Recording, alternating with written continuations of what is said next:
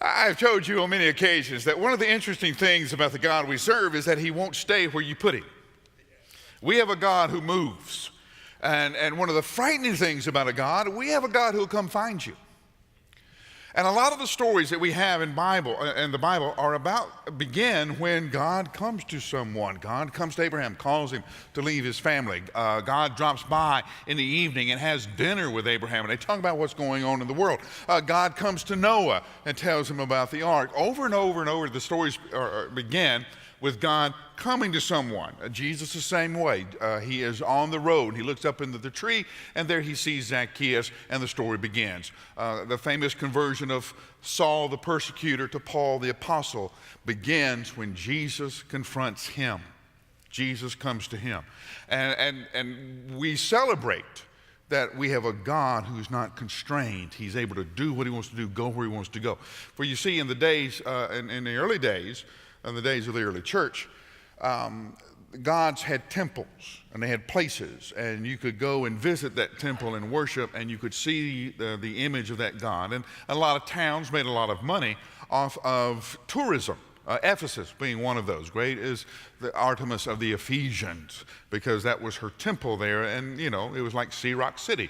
You would go and you kind of see it, and you would buy a token and, you know, some souvenirs, and you would go back home. But we have this interesting God, as Paul tells us, who moves, who is out there.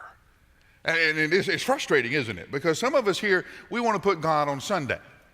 And we give him 1/7 of our week. You can have Sunday, but the other days, Jesus, I have to live a different rule. I have to live by a different way. And Monday through Saturday are mine, but I will give you Sunday. And so we put Jesus in Sunday, and it just really frustrates us because he won't stay there. He'll mess with you Monday, and he'll tear you Thursday up, okay?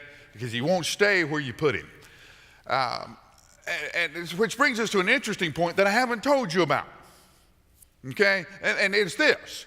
If you are a follower of Christ, this Christ who moves, you're not going to stay where you are either.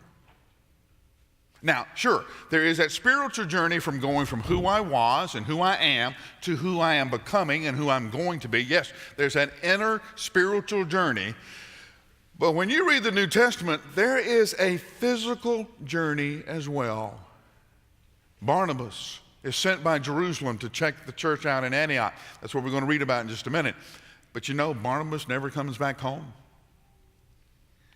He's on the mission. And he comes to Jerusalem to do some things, but he doesn't stay there. He always leaves and goes on mission, which brings us to an interesting point for us to consider. If we are followers of a God who doesn't stay put, you won't either.